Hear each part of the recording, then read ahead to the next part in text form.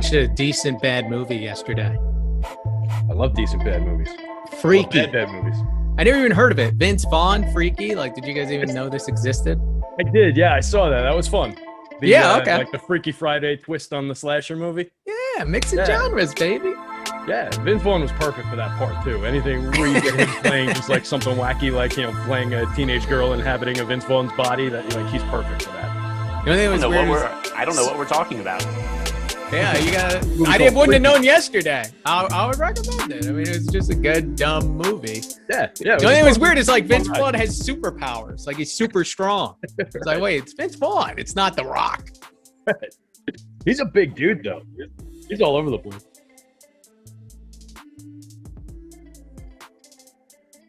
What's up, Awesemo? We got the three-man stack today. PeteyMac with Terry McBride and Greg Ehrenberg as we get started on this Friday. And still, I want to get to the regular baseball season where we have, full slates and a full Friday and 15 night games to break down. We are not there yet. And, that's why I'm watching Freaky on Thursday night because it's not much of a slate last night to really get into there, Greg.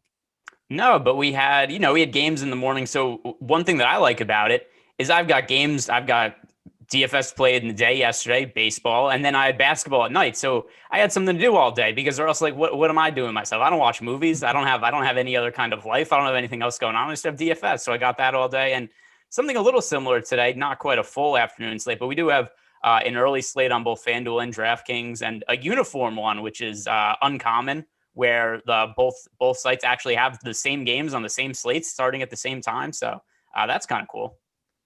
Makes it a little easier for us, Terry. Yeah, for sure. I thought to Greg's point that we were going to get one of those. I saw the FanDuel slate and the way they chopped it up, and I said, all right, DK's definitely just going to run all the games for the day or something on one slate, and we're just going to be all over the place. But yeah, nice of them to put together the day in the exact same way for us, and it was fun yesterday. I liked getting up and doing everything in the early part of the day, and then having the rest of the day to get into a bunch of customer support emails and answer everybody out there that writes into us, and then get into basketball and everything. So it was good. Nice way to break up the day. But yeah, I'm with you. I'm looking forward to real baseball season and a full slate of games. And I watched Freaky, so I didn't see Mike Trout hit an elementary school with a home run last night in Dunedin, Florida, as we figure out what that ballpark is all about. And just quick review of yesterday. For instance, perfect lineup on Draftkings. It was a twin stack, some Red Sox. And how about Lance Lynn? Tony La Russa, the old school manager, actually letting a guy go and throw 111 pitches early on in the season, Greg. Yeah, and by the way, not even that much different than what we've seen from Lance Lynn over the last couple of years.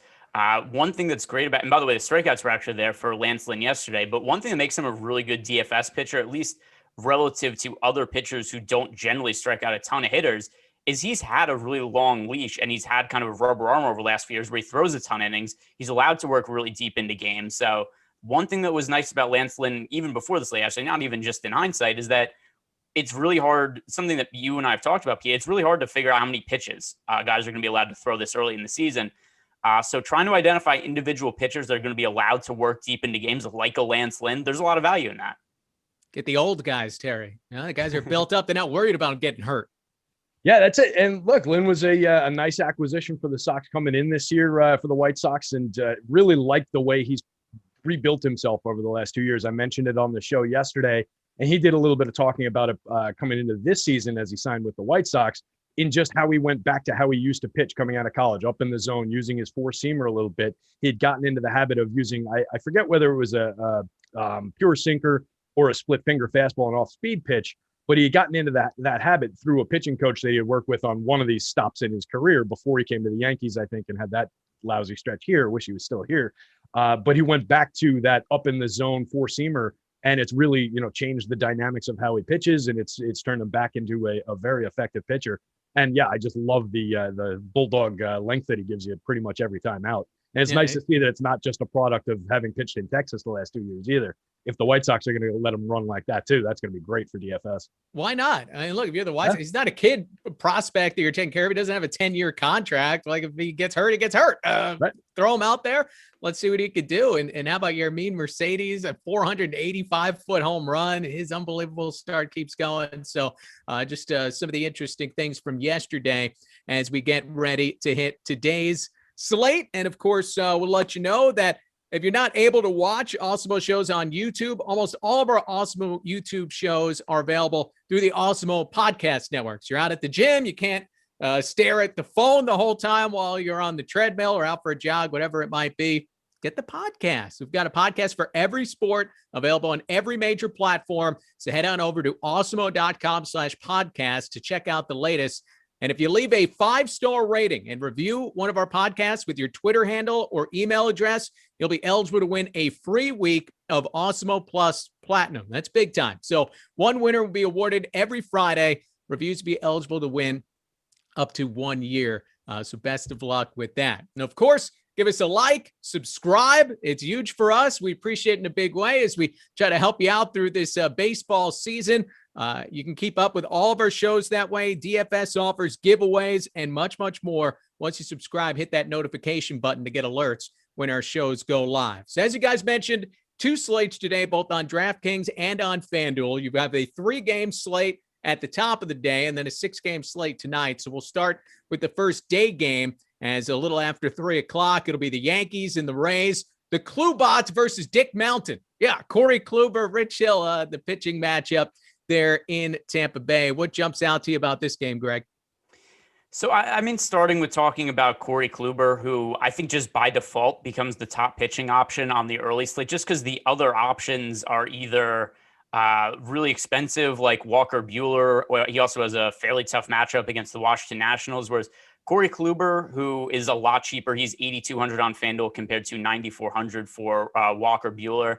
And then on DraftKings, $8,800 for Kluber and then $9,300 for Walker Buehler. So I think the two of them together is the optimal pitching combination there. And I don't know, I have some concerns about Kluber, though, this year. He wasn't particularly good when he pitched last year. He did end up getting hurt. A fluke injury, though. He ended up, I think it was a broken arm. And his velocity's been down over the last couple of years, a lot of time off, so it's a little hard to know what to expect from him this year. His velocity was down in his first start of the year, so I don't think he's going to be the pitcher he once was.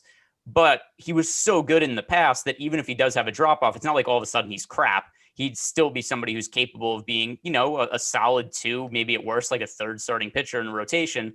And then just given how thin the options are, it's really hard for me to get away from Kluber here. I'm definitely going to have some interest in stacking the Rays on the other side, just as a leverage play, because Kluber is going to be really popular. And then if you look at our top stacks tool, the Rays are going slightly under-owned. We have them with a 12% chance to be the top overall stack on the slate and ownership right around 10%, just because of the leverage off of Kluber. And if I'm playing 150 lineups, there's only 6 teams to choose from. I'm going to have some exposure, for me at least, everywhere. It's just going to be kind of trying to figure out which spots am I going to be overweight to the field on, where am I going to be underweight. And as a stack, I'm going to be a little bit overweight to the Rays, while also having Kluber as probably my most popular pitcher.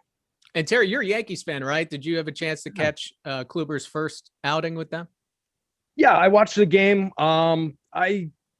I came away, you know, happy with, I guess in general, the fact that he made it through the game, that he looked like he was an effective pitcher for what he is now, I guess. But it's not the Corey Kluber from the old days, unfortunately. You know, we're down to an 89.4 average mile per hour on his fastball.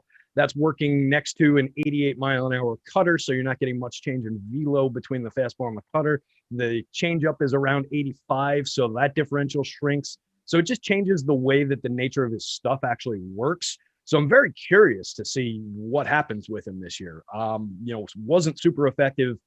He made 1 start last year and, you know, came out of it getting a little banged up to a 6.12 xFIP, but we can't count that for anything. The year before that, 35 innings in 7 starts, not much of a sample either.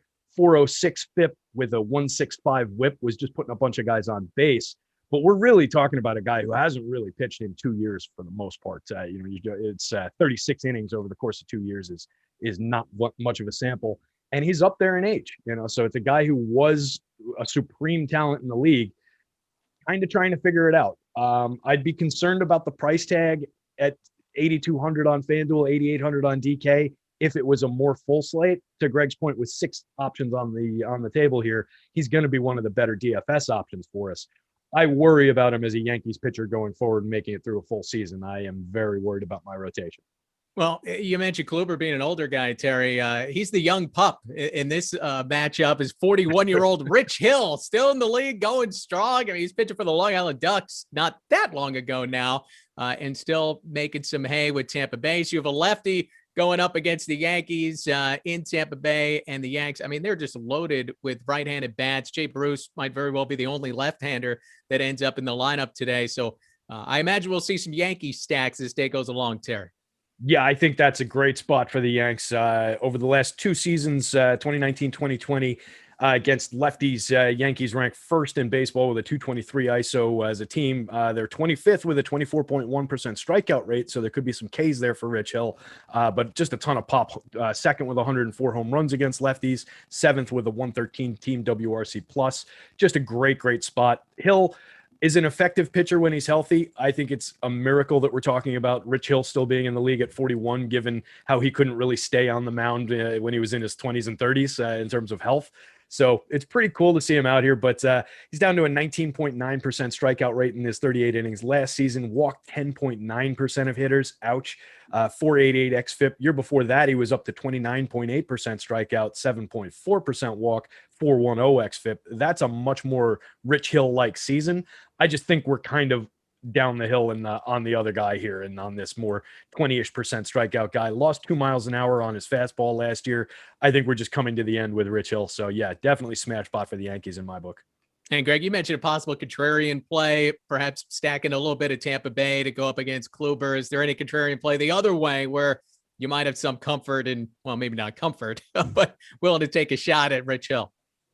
No, and also he's fairly popular. Like FanDuel, we only need to roster one pitcher. I don't think there's any need to go there. On Draftkings, he's fairly popular. He's coming in right now. We're projected for 27% ownership. And if you look at the Yankees as a stack, they are going very under-owned. If we look at our top stacks tool, which I always talk about on shows, it's because it's what I mainly use to build my lineups and make decisions off of.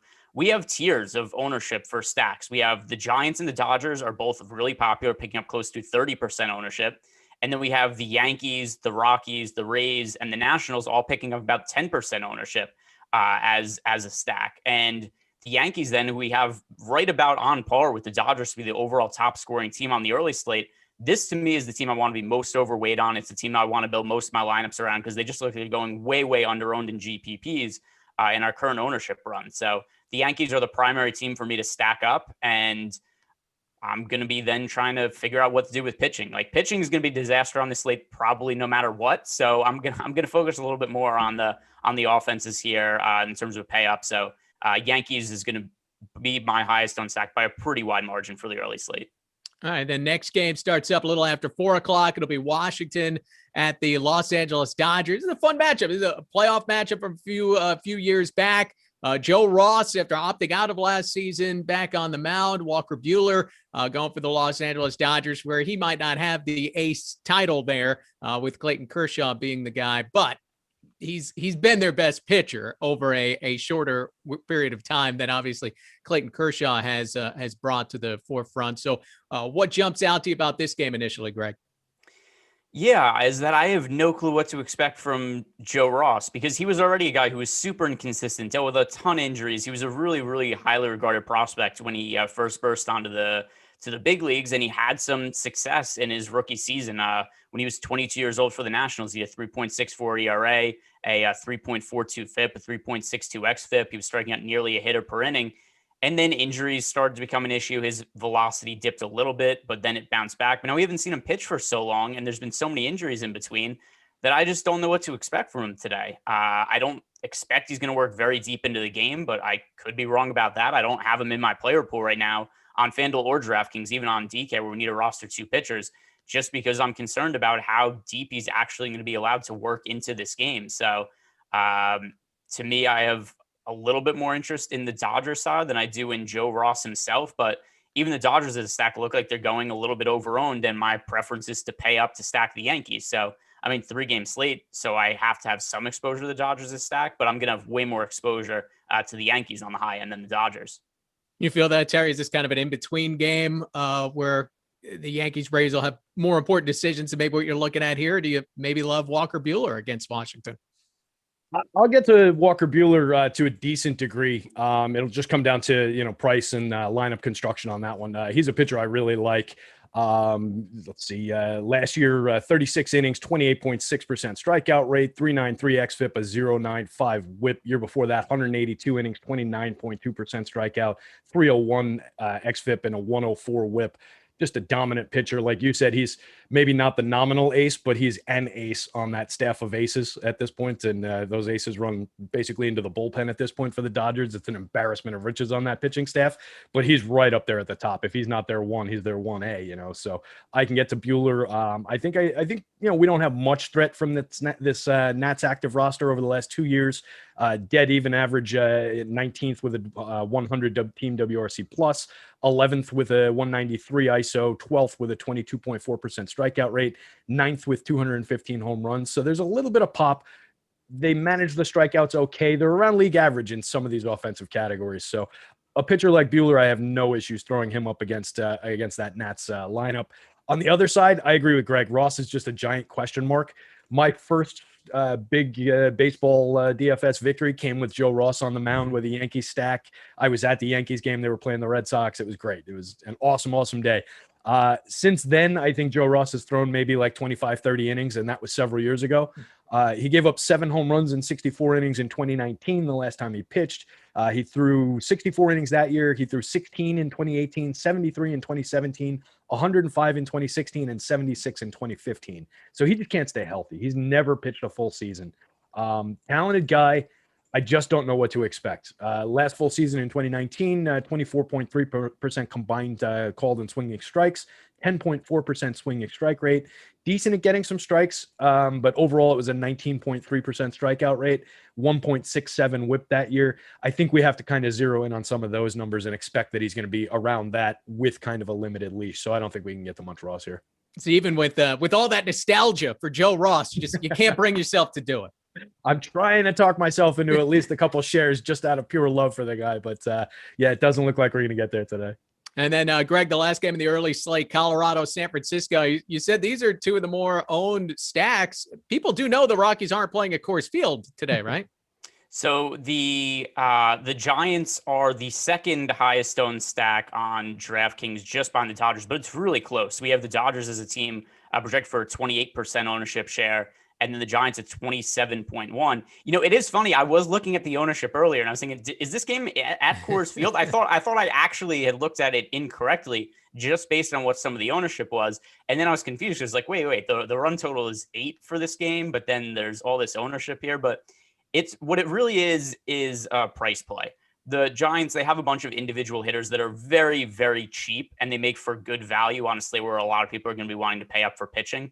So that's why on DraftKings, we do have them projected to be the top value 33.2% of the time, which is by far the most value of any offense that's being seen here. So here's how I'm viewing the Giants. I'm going to be way underweight to them as a stack. They have the strongest negative leverage score by a pretty wide margin for the slate. We have the Giants minus 8.3 leverage, and then the Dodgers minus 2.4. So those are the two teams going over on the most. But where I like the Giants individual hitters is going to be for value. So as one-offs to fit in with some of those Yankee stacks, be able to pay up for pitching. That's where I see the Giants being most valuable. And I'm just going to pull up some of my Giants stacks right here. And then I could see some of the individual players that I'm actually getting to the most as guys to pair with some of those Yankees guys. Somebody like Darren Ruff, who is really cheap in both FanDuel and DraftKings, a little bit of power upside there. He's somebody that I think definitely makes sense to save salary with. And then just other guys like Donovan Solano is probably going to be hitting near the top of the order, and he's really cheap. He's somebody that makes sense as a value play. Who else? Mauricio Dubon, probably hitting towards the end of the lineup, but once again, somebody who's close to min price. So it's guys like this that I'm going to be using as one-offs just to save salary to be able to pay up for Yankees bats. That's how I'm going to be going about using the Giants the most. I'll have a few stacks of them, but this is probably going to be my lowest owned stack of the entire slate. You agree with that, Terry? Yeah, I think it makes a lot of sense given that negative leverage. I hadn't spotted that. I wasn't in the early slate on the top stacks tool here, but that is a massively negative leverage number, or a infinitesimally negative, I guess, if we're going the other way. So yeah, I think that makes a ton of sense to, maybe duck and dive around that San Francisco stack. And like Greg said, you can use pieces of them, look for some of the lower owned guys, some of the guys at cost. A guy who stands out to me in that lineup that Greg didn't mention because he's 37 on DraftKings, but he's only 2,500 on FanDuel. Wilmer Flores batting fifth probably in the projected lineup, going up against a lefty. Decent spot. We all know about Wilmer and his pop against lefties in that split. So we could probably get to him, but I assume he'll be popular. I don't have the early slate ownership populated in here. I assume he'll be popular in that role, but you do get a lot of very friendly pricing on most of the guys that Greg mentioned here. 2,600 for Ruff, 21 for Dubon. So you get some decent discounts there. I don't think I'm going to either one of these pitchers. Johnny Cueto to me was washed like 2-3 years ago. He can, every now and then turn in a decent start, I guess, but not a spot for me there. And then Gomber, just, not much of a track record on this guy. Going up against San Francisco, against lefties, they are 18th in baseball the last 2 years with 68 home runs, 26 with a 166 ISO, but they're fourth with a 20.7% team strikeout rate. So I just don't think there's going to be a ton of strikeouts for this kid on the table today. 29 innings last year. He struck out 22.7% of hitters. He's around league average in that, but walked 12.6%, 4.75 xFIP. Dicey. He pitched in the majors with St. Louis in 2018, allowed 7 home runs in 75 innings, had a 28.1% call plus swinging strike rate there with a 9.7% swinging strike rate. So small major league sample, but just not a kid I really see a ton from here. And I don't think we need to go out of our way to roster him. And like I said, just not going to be getting to Cueto. The Rockies are not good against righties, and they're not good against righties on the road in particular. But that isn't really leading me to Johnny Cueto here. It might temper my expectations for the Rockies stack. I don't know that I'd be really going to that, particularly at some of these prices. They're kind of priced, at least the main hitters that I would want to get to are priced up a little bit for where I would want them in this situation. So I don't know how much Rockies I'll have. I don't know if I'm going to touch much of this game at all. 3-game slate, you kind of have to, but it's just not a great spot in my opinion. And just one thing, sorry, I just a quick question about this slate for Terry, because it was something I was considering on DraftKings, not something you have to consider on FanDuel. Any consideration for you in potentially rostering a relief pitcher on this slate? That's interesting. It makes a lot of sense, actually. I mean, we've got a number of guys. Basically, every starter on this slate could be out of their game early, except for Walker Buehler, maybe, who's, unless they're managing his pitch count. But I could see Kluber out of this game by the 5th. I could see Rich Hill out of the game, second or third inning. So, yeah, it makes a lot of sense. Maybe look to Longman and, one of these high K rate guys that might give you 2-3 innings out of the pen if he's coming into the game early enough. Or even if you're getting into a situation where you're looking for one of the high leverage relievers who might come into, the 7th inning and strike out 3 guys and somehow pick up the win, So, yeah, it kind of makes sense on this kind of a slate to maybe look at that, particularly in that SP2 spot. Well, if you're picking Kluber not to go deep, then Michael King came in, was it last week, for Domingo Germán through 6 innings, 1 hit. I haven't seen if he's pitched recently for the Yankees would be available for that kind of day, but he would be the long guy there. I think he actually got sent down. Oh, okay. He's also 7,400 on DraftKings. Oh, wow. Is he really? Wow. Yeah, I think he moved when they brought in Rougned Odor. Yeah, they optioned him the alternate site because, if you got a pitcher like that, but you can get Rougned Odor on your team, how do you not make that?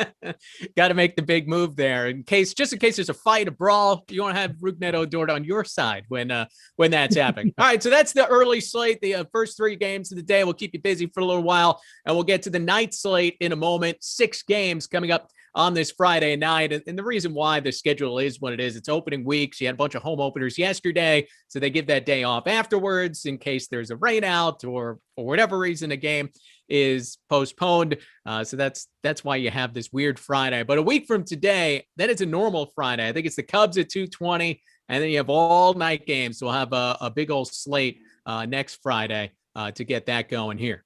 We also have 2 incredible promos running right now for the Masters and MLB, which you can find at awesemo.com/promos. Now, the Masters is in action right now, but you can make sure to grab 2 months of Awesemo Plus Golf for the price of 1 with promo code Dustin. We know you can jump in the middle of the tournament, play 1 day even, so check that out. 60 days of Awesemo Plus Golf for $29.95. That includes projections, ownership projections, our top golfers tool, lineup builder, and much more. And this deal will also cover the PGA Championship in May. So that's 2 majors that you're getting covered for. It's valid through April 11th, so Sunday. And our MLB promo ends today. That also gives you full access to Awesemo Plus MLB for your first 9 days for only $9 when you use promo code STARTING9. And we've already had some big MLB winners the first week of the season. So now is the time to join in on the fun. Stop guessing, start winning. Join Awesemo Plus today and get that done. And I'll say, as someone who's played DFS and played it daily, but kind of dabbled around with it, I guess, where you start having access to these kinds of tools like Fantasy Cruncher. And it's actually like kind of overwhelming how much information, how many lineups you could crunch out and everything you can put together. And it takes a minute to learn everything and what you can do. But once you start to figure it out, boy, it makes your life a heck of a lot easier, Greg.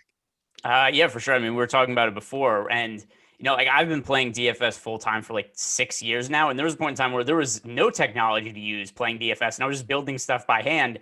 And I don't know how the hell I used to do it, because now I'm so used to using lineup builders that like now if we get to a situation where like I was saying to you before the show, if I try to build one lineup by hand, I'm like, this is the worst thing ever. Like, I don't know. It's the same feeling. It's like, do you remember like going to the mall with your mom when you were a kid to get clothes or whatever? That's the feeling I get when I build one lineup by hand. Like, this is just the most tedious thing ever. I don't want to be here. Yeah, I think back to the, just a few years ago, honestly, I was working in Manhattan and I would work till our end of the day was like 5:30, but I was in sales. So it was always 6 o'clock after that. I would crunch lineups in an Excel file during the day with like a little optimizer that I built in Excel that wasn't actually optimizing. It was just kind of grabbing random guys and then sorting it by projection. I would take a screenshot of that with my phone with the lineups laid out. And then because I couldn't enter when I was in New York, so as soon as we crossed into Jersey in the Lincoln Tunnel, I would start hand entering all of those lineups from the photograph and just going like pitcher, first base, with like 15 minutes to spare, frantically trying to get all the placeholders edited in time. So yeah, we've come kind of a long way since that. Pretty nice. You want to sweat when you're playing this stuff. You don't want to be sweating before the slate starts. 10 minutes before you're sweating bullets because somebody's not in the lineup that you expect. You got to change 100 lineups by hand, but it's incredible stuff. So if you haven't checked it out, great opportunity with the MLB promo. Get in there, take a look at it, see if it's something that works for you, that you like, and you're out $9. So might as well take a shot at it. So check that out again, awesemo.com/promo. And free content on the site. You got NHL ownership percentage, NBA ownership percentage today, MLB top stacks, which we talk about all the time on this show, and MMA ownership percentage as well. So check all that out on the site. All right, as far as the night slate is concerned, one thing about the Angels and the Blue Jays, we'll start with them. This is a game being played in Dunedin. It's the first time we saw a regular season major league game played in this ballpark, right? So it's exciting when there's a new ballpark in the mix. How's it going to play? Is it a hitter's park? Is it a pitcher's park? We saw Mike Trout hit one to the elementary school that's apparently in the parking lot out there in left center field last night. But 12 runs, 3 homers at TD Ballpark in Dunedin. And I guess we'll get a feel, but the over/under on this game is as high as any on the slate. So maybe Vegas thinks the balls could be jumping out of the park on this night, Terry. Yeah, it seems like it definitely seems like so. Definitely getting major league hitters in this park should be interesting to watch, and it'll be fun to see. Guys hitting cars out in the parking lot and stuff. So it should be a blast.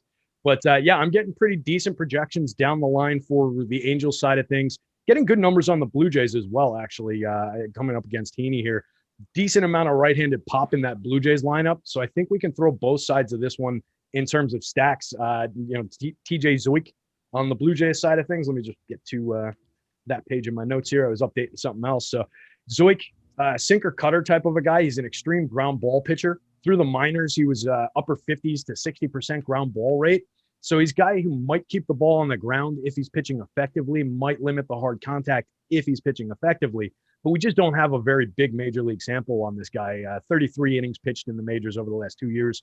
11 innings last year. 6.4% strikeout rate is pretty ugly. 4.91 xFIP. The year before that, 22 innings, 20.2% strikeouts, 11.1% walk. I get the feeling that this is we're talking about a pitcher who's just maybe needs some seasoning, not quite there. And you see that sometimes with contact specialists and ground ball guys takes a little bit longer to make it into the league rather than one of these guys who can come into the league firing away and striking out 25% of hitters and just rock and roll from day one. So I think we can throw some Angels at the Zoik side of things. And then Haney, pitcher I like for strikeouts in general, but I just think the hard contact that he gives up and the home runs that he tends to give up are a little bit dicey. He was down to a 25.1% strikeout rate last year in 66 innings. 4.15 xFIP is fine. Year before that, 4.63 xFIP, but 28.9% strikeouts. So there's a little give and take there. Gave up 9 home runs in the 66 innings last year, 27.5 combined called and swinging strikes, with 12.3 of them being swinging. So it's pretty good in terms of his swinging strike rate, his ability to get strikeouts. It's just about the hard hit that I am a little skeptical about. Toronto versus lefties, 5th in baseball the last 2 years with a 115 team WRC plus, 7th with a 208 ISO, and 4th with 97 home runs against lefties the last 2 years. So very good lineup against lefty pitching. And then, Greg, you can take this wherever you want, but Mike Trout, not only the big home run last night, he's now homered in 3 straight games. Now, you got to start to pay for it. He's at 5,900 on DraftKings, but are you a guy who sees a hitter in a hot streak and wants to jump on it? At the very least, it means he's healthy. Yeah, I don't really care what somebody did the day before. I care about what the price is. I care about what I think they're going to do today. But like Terry said, we expect this to be a hitter's park based on the Vegas data. Now, I'm not going to pretend that I know exactly whether this park is going to play as a hitter's park, a pitcher's park, a neutral. Like, I don't know. I'm not studying parks that generally don't host Major League Baseball games. We're finding out. Yeah, but I'm going to rely on the Vegas data, and I'm going to assume that they're way more accurate than I am. And they have this game set with a 10.5 run total, which is the highest on the slate by a full run. Therefore, I expect there's going to be a good amount of runs scored on both sides of this game. Terry did a pretty good job of breaking down the pitchers here in the matchup. So I'm just going to say this. Here's the overall outlook on the slate. There is no stud pitcher to pay up for. The most expensive pitcher on the slate is Zach Plesac at 9,600. It's a little too expensive for him, but for the most part, we're going to be rostering guys who are, like the 7K, 8K range, or at most, Lance McCullers at 9,100, Zach Plesac at 9,600. So with that in mind, there is a lot of space to pay up for pitchers on the DraftKings slate. And then moving over to the FanDuel slate and what the pricing is for pitchers there. Zach Wheeler's super expensive at 10,500, but then we start to get to like Zach Plesac, more reasonable at 8,600, Charlie Morton at 7,500. That's a good option. The reason being is this: I don't think we're going to be breaking the bank to pay up for pitchers on the night slate. Therefore, I'm going to be paying up for offenses. And I go and look at our top stacks tool and see that the Angels for this slate have a nearly 18% chance to be the top scoring team on the slate. The ownership is considerably less than that. So it's a team that not only projects to score a bunch of runs, but also has a good leverage score. So with all of that in mind, I absolutely love paying up for the Angels in this spot. I don't think there's much opportunity cost because there aren't pitchers to pay up for. So I think the Angels are the team to build around for the main slate tonight. So jump on some of those Angels. And what would be, a couple of names that you jump in? Obviously, we know Mike Trout, Shohei Ohtani. What are you potentially looking at there to mix and match? Yeah, so they're on the high end on the first build I did, and I mean, who knows exactly how accurate it's going to be, but Mike Trout is, as of now, my highest, my most rostered pitcher on the night, my most rostered hitter on the night slate. My second most rostered hitter is Jared Walsh, also from the Angels. This is not just amongst Angels hitters; this is amongst all of the hitters on the slate. So Jared Walsh still fairly cheap. He's gotten off to a good start. He's shown a lot of power upside. So somebody who I think for a 4,200 price tag on DraftKings is definitely somebody to get to. Let me sort my Angel stacks here and see what other players that are getting prioritized for me in stacks. Well, you scored just on Jared Walsh, big lefty bat there. They are in this ballpark, 363 to right center field power alley. Pretty shallow. Yeah, hopefully he hits a kid in the head across the street. That would be that'd be a good way for my lineups to go. You can finish a game like that, like Sunday night, By the way, speaking of guys with power upside, Justin Upton, who I don't know what to expect from him right now. He used to be one of the best hitters in baseball, and it hasn't been there for him as of late. But also, I don't know how much to weigh what happened last year in terms of guys who struggled, guys who played well. I'm taking with a little bit of a grain of salt, but Justin Upton, just with the power upside in a park that potentially is really strong for hitters. He's cheap on both FanDuel and DraftKings. So Justin Upton, somebody else who I'm getting to. So the three Angels that I have the most exposure to right now are Mike Trout, Justin Upton, and Jared Walsh. All right. And then, as you mentioned with the pitching, it's not the most tremendous slate, not a whole lot of aces here. So on DraftKings, Zach Plesac is the most expensive. I know when I was messing with Fantasy Cruncher, he kept popping up in my lineups over and over and over. The wind is blowing out in Cleveland, according to Kevin Roth, at about 10 to 15 miles per hour. It's 70 degrees. You got some decent hitting weather there. What do you make, Terry, of Zach Plesac? And is he someone you'll be looking to jump on at the top end of the pitching on this night? Yeah, I like the spot for Plesac here, taking on a just awful Detroit Tigers lineup. I don't particularly care too much about some of the hot starts that we've seen from maybe a couple of these guys over the Akil Badus of the world. Not really worrying about that. I think overall we can fire away with Plesac here. Detroit against righties last two seasons, 28th in baseball with a team WRC plus 84, 30th in baseball with a 143 ISO. That's dead last. 24th in baseball with a 24.6% strikeout rate. Only hits 41 home runs against righties in that sample. 25th in baseball. So not a lot of power, a lot of strikeouts. They are a good target here. Plesac last season, 55 innings pitched, 27.7% strikeout rate. Pretty good. 2.9% walk rate. Excellent. That resulted in a 0.80 whip. 350 xFIP is fine, so nothing really to worry about there. 29.5% call plus swinging strike rate with a 14.3% swinging strike rate last year. That's excellent. So he really stepped up his game last season. In 2019, he only went 115 innings, 18.5% strikeout rate, 494 xFIP, 123 whip. So you can see the improvement that he made. Hopefully he keeps it up this season, coming from a smallish sample last year, but it looks like those were, significant real strides. On the other side of this one, I would fire away with bats from Cleveland against going up against Julio Teheran, who is another pitcher that probably just should not be in the league anymore. Last season, 31 innings pitched, 13.4% strikeout rate. Ouch. 10.7% walk rate, 6.35 xFIP, 1.76 whip. You don't need to know much more than that, but he did give up 12 home runs on top of that in his 31 innings pitched last season, 22 and 174 innings in 2019. Home runs are a little clunky, but when a guy's pitching that poorly, it's kind of a good indicator. So I'm not really worried about that. His swinging strike rate last year was down to 6.3%. It had been 9.2 in 2019, 11.2 the year before. So he's just a pitcher trending down, trending badly, and Cleveland hits right-handers pretty well and for power. That's why Teheran's cheap, right, Greg?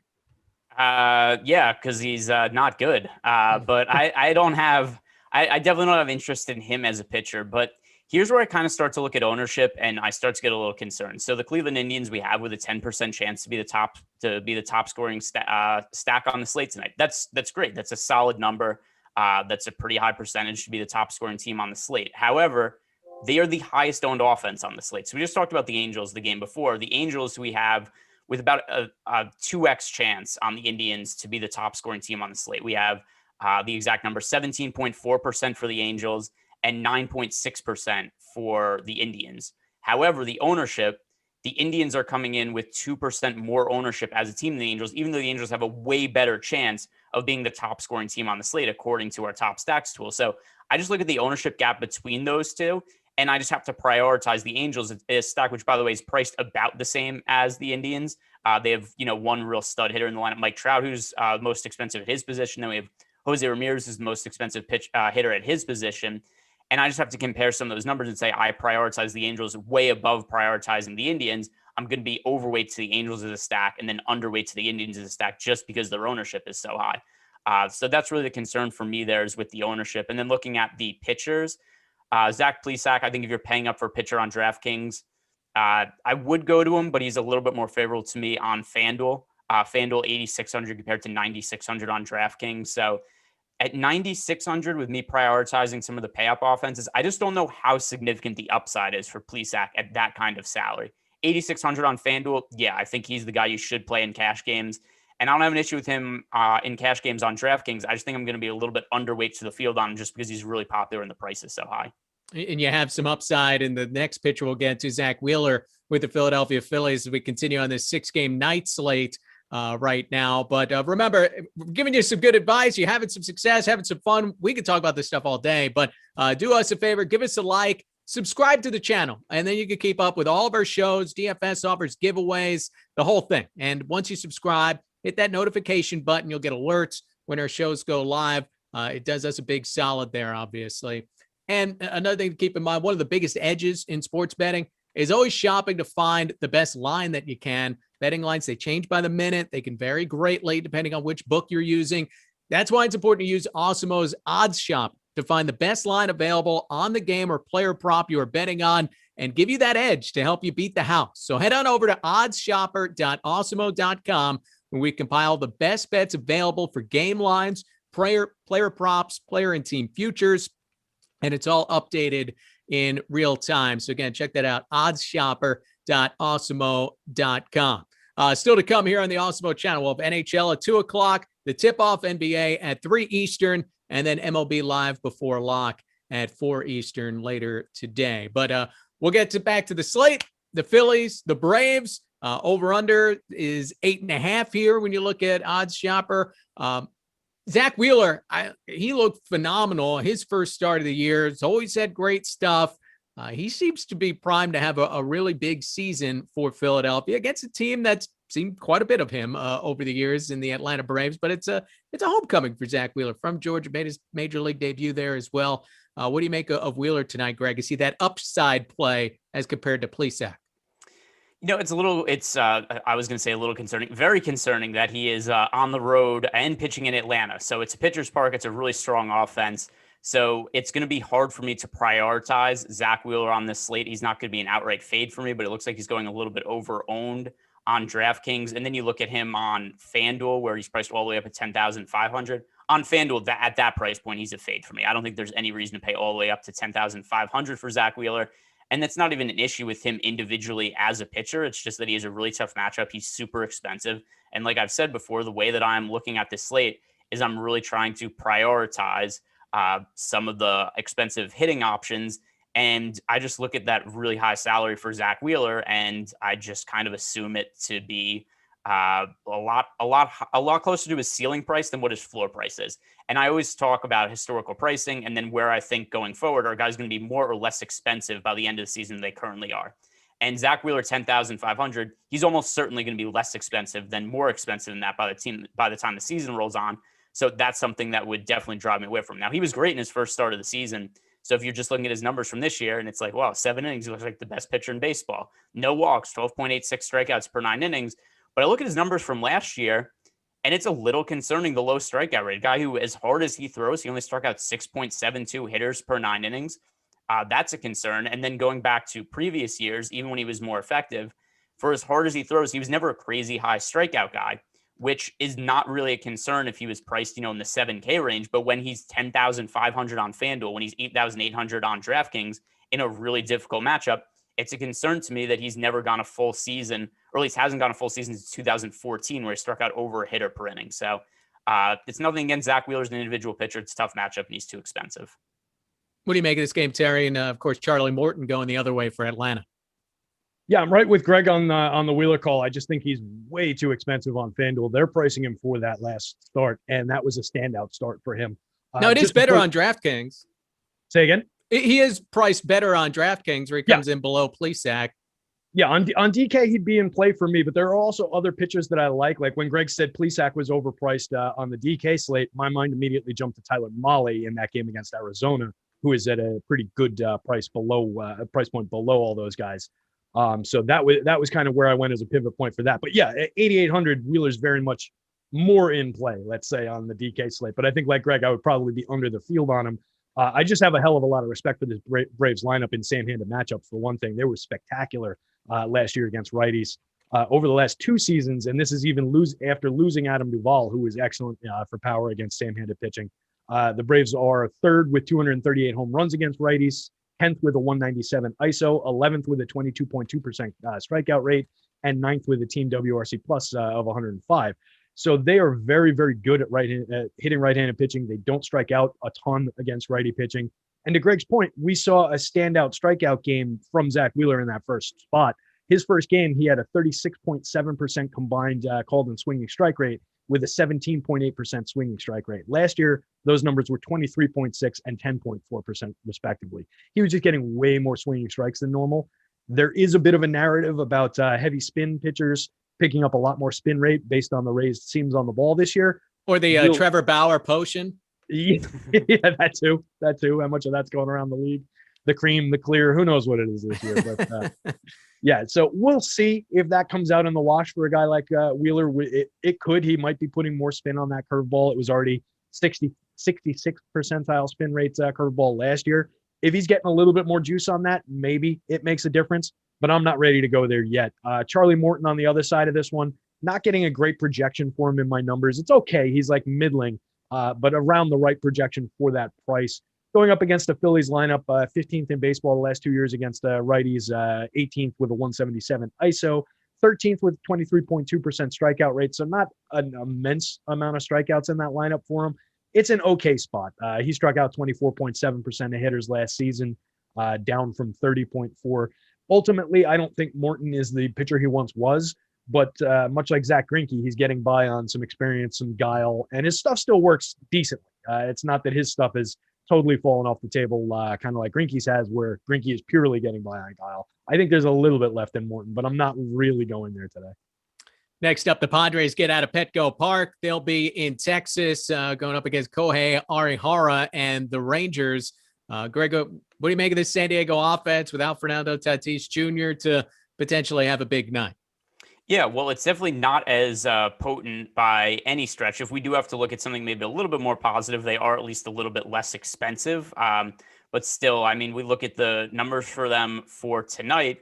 They are going a little bit over-owned in our top stack. So we have them with a 14.8% chance to be the top scoring team on the slate. And they're the second most popular offense, only behind the Cleveland Indians. So to me, I think it's a team to be a little bit underweight to. And then this is going to be a common theme whenever I'm talking about a pay up option at offense. I'm going to be really heavy on the Angels tonight. And to me, there is no offense that is remotely in the same category as the Angels. So Angels priority play for me. Any other pay up option is just, hey, I'm on the Angels, so I'm going to be underweight to any other stack. So that's how I feel about the Padres here. Also, in the Padres stacks that I have, actually, here's something I think more important to talk about, especially because we're starting to run out of time a little bit here. Is Joe Musgrove as a pitching option on DraftKings? He is picking up more ownership than any other pitcher on the slate, and I actually think that's for good reason. I think it's a favorable matchup. The price point for him looks decent, and he's also somebody who priced at 8,500. We need a roster 2 pitchers. He's somebody who at that salary does allow me to get up for the Angel stacks that I'm trying to pay for. So I think that Joe Musgrove is going to be a pretty high priority pitching option for me on this slate. And this isn't one where you want to play contrarian with the pitcher here. When you look at this as well, Terry, what do you make of Musgrove? I love Musgrove. Liked him a lot going into last season. Had a nice year, particularly toward the end of the season, and got himself on a much better team. So he was on the Pittsburgh Pirates, coming into one of the favorites to contend for a World Series this year. Last season, 39 innings, 33.1% strikeout rate. That was a jump from 170 innings, 21.9% strikeout rate the year before. The truth is probably somewhere in the middle. I don't know that he's going to be just a dominant ace going forward, but I really like his stuff. He's a very heavy spin rate guy and just excellent numbers in StatCast through all of last year in terms of the hard hit rate allowed, the amount that guys were making good contact, where his strikeout rate was. So excited to see Musgrove take the next step. He's a guy I've been kind of waiting for in fantasy baseball for a couple of years now. And I think he's kind of arrived, and it's a spectacular matchup. Texas versus righties the last 2 years, 103 home runs, 28th in baseball, 153 ISO, 27th in baseball, 29th in baseball. So next to last with a 26.1% strikeout rate. There are plenty of strikeouts on the table for him here. I've badmouthed Texas pretty much every show I've been on. They've come back and bit me, I think, every time so far. But I'm going right back to it. I love Joe Musgrove in this spot against Texas. So, yeah, fire away. I think that's a misprice on DK for him, too. He's too cheap on DK, which explains the ownership. And like Greg, I'm totally willing to eat some of that ownership there. 9,700 is probably about the right price on FanDuel, but love them there, too. So this will finally be the night that Texas does miss Rougned Odor. Yeah, that lefty pop, man. Brian Cashman saw Jay Bruce hit one batting practice home run. He said, "Lefties in Yankee Stadium. Oh my God, I got to get another one." It's worked a few times. I'll say that. But yeah, okay. Hey, real quick on the other side, I don't think there's any reason to roster Kohei Arihara, who the only thing I knew about him waking up today was that Kohei was what Sean Connery called Wesley Snipes in the movie Rising Sun. But now I've learned that he had a career 6.7 strikeout per 9 with a 3.74 ERA in 6 NPB seasons in Japan. So if you're not striking out guys very much in Japan, you're probably not going to do it very much in the majors. Fire away with Padres bats, although I do think they are a diminished stack today. Then you have the A's and the Astros. This will be an 8:10 Eastern time start. Sean Manaea, Lance McCullers Jr. I know when I was playing around with Fantasy Cruncher this morning, when I did the sort by ceiling, the Astros were popping up a lot on the stacks. What do you make of this matchup, Greg? Yeah, so both these pitchers to me are pretty big wild cards coming into the season, because these are guys who have both been really, really talented in the past, but have also dealt with a bunch of injuries recently. And it's a little hard to know what to expect from them. Like, I think Lance McCullers is probably one of the bigger boom or bust options in all of fantasy baseball this year. Because if you tell me that Lance McCullers is an ace again this year, which he was certainly before undergoing Tommy John surgery, I would buy it. If you tell me that he ends up having to transition back into a bullpen role because his velocity is a little bit diminished and he's not quite the same pitcher that he was in previous years, I would buy that also. If you look at his numbers from last year, they were definitely not impressive compared to previous Lance McCullers years. He was still viable as a starting pitcher, but he did see a little bit of a downtick in his strikeouts to 9.16 per 9 innings, which you compare to when he first broke into the big leagues when he was striking out 11.78 hitters per 9 innings. And the other thing that was also a little bit of a concern with Lance McCullers is he was getting a lot more hard contact. Home run to fly ball rate was a lot higher last year. So even though he was able to maintain a 3.93 ERA, he had a 4.61 expected ERA, and his FIP and XFIP were at least higher than it had been in previous years for what we had seen from Lance McCullers, at least prior to undergoing Tommy John surgery. So I think that he's somebody for this slate, kind of how I viewed Eduardo Rodriguez yesterday for the Red Sox.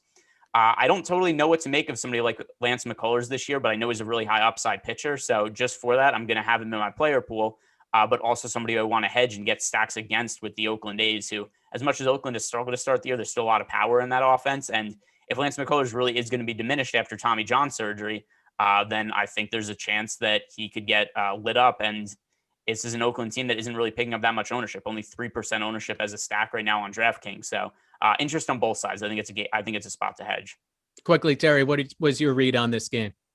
Yeah, similar. I wish McCullers was a little bit less expensive, but I'm like Greg. I get a decent projection on him, but I'm curious to see where he lands throughout the course of the year. I do like the Oakland side of this. 6th in baseball the last 2 years with a 203 ISO against righties, and also 6th with a 110 WRC plus. Decent amount of pop. 18th with 188 home runs. So I definitely think we can go there. I think we can go to the Astros side of things too against Sean Manaea, who I agree has shown it in the past, but we're not entirely sure where he is. Last season, 20.3% strikeout rate in 54 innings. Houston, pretty good, 2nd in baseball against lefties over the last 2 years with a 220 ISO, and 1st with a 17.7% strikeout rate. That's first by a pretty decent margin. So they don't strike out a lot against lefties. I'd be worried about going to Manaea here, and I would throw some Houston bats at him.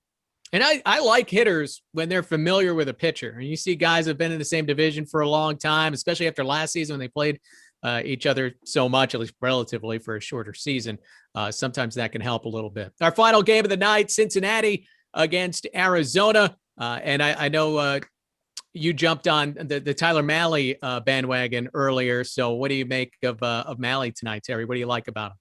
Yeah, just another guy who made some strides last year, or some apparent strides anyway. Bumped his strikeout rate from 23.2% in 129 innings in 2019 up to 29.9. It's a 47-inning sample, so major question mark on it.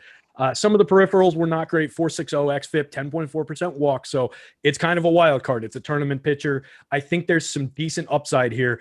Arizona's 7th in baseball the last 2 years with 21.8% strikeout rate against righties. So it is a little bit of a challenging strikeout matchup.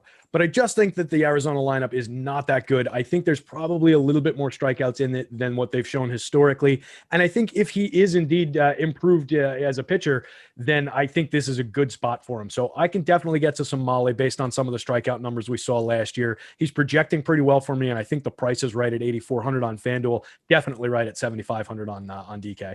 And the over-under is 9.5 runs in this game, Greg. Yeah, and I was just going to add one thing too, is if you look at Tyler Mahle over the last couple of years, there's a pretty significant uptick in his fastball velocity, and it's been incremental. So he was throwing in 2019, 93.09, his average fastball velocity, 2019, 93.7. And then last year, his average fastball velocity got up to 94.21. Now, I don't think that means we're 3 years away from throwing 99 miles per hour or anything, but I think there is reason to look at those numbers and you see that, hey, there's an improvement in his strikeout numbers. There's also an improvement in his velocity. So it makes sense. It leads me to think that this isn't a fluke. There's material reasons to believe that he should be striking out more guys and that there's improved actual ability from him. So I'm on board with Molly. Also, he's been trending upward over the last few years, kind of the opposite of somebody was talking about Teron in the chat earlier. They say, well, Teron used to be good. He only threw 30 innings last year. Why are we putting any weight into that? It's like, yeah, well, not only is he pitching worse, but look at his velocity numbers, where for the last 8 years, it's gone down by like 0.5, 0.6 miles per hour every single season. So you could see that steady decline down, and Molly on the come up. So somebody who I think to target. Also, what Terry mentioned, really favorable matchup against the Diamondbacks. And a 7,500 price tag on DraftKings, he's pretty easily my favorite SP2 option on the slate. Just on that fastball real quick. Sorry. Go ahead, sir. Yeah. Just on that fastball, just to put a button on it, the spin rate on that fastball went from 2161 2 years ago, which is pretty good, to 2389 last year. Just a massive upgrade in spin rate on his fastball. And what that does is it creates a rising effect on the ball. The ball doesn't actually go up, but it creates that effect for the hitters. So it makes everything else work more effectively. So all his breaking stuff, his splitter, his slider, and his curveball just works so much better coming off of that. And he's just got a tremendously effective arsenal based on that. So if he continues that trend, and it's up from 2389 in his one start so far to 2528 this year. So that could be deadly. Whenever I hear their spin rate is up, I'm always thinking, man, Pine Tar, they got something going there to make that happen. And I guess we'll see what happens this year, right? With Bauer and Major League Baseball looking into some of his baseballs now, and we know he ain't the only one. So that could affect things as time goes on if they're really going to crack down on these pitchers using that little extra to throw 60% breaking pitches in a game. But hey, last chance for our Awesemo Plus MLB opening week special. You get 9 days of Awesemo Plus MLB for just $9. Today's your last day to do it. So if you've been waiting and wondering, and maybe I could win without it, today's the day to give it a shot, see what you could do. You get player projections, ownership projections, top stacks, which we've talked about throughout the show today, lineup builder, and our premium Slack channel as well. So it's valid through the end of the day. Stop guessing, start winning. Join Awesemo Plus MLB. And of course, check out Odds Shopper as well for the best lines available for all of your baseball action. Follow at Awesemo MLB on Twitter and keep up with us. Coming up next, NHL show at 2 Eastern, NBA at 3, and then MLB live before lock at 4 Eastern. Terry McBride, Greg Ehrenberg, pleasure as always. Our producer, Chris Karen. I'm PeteyMac. Happy stacking.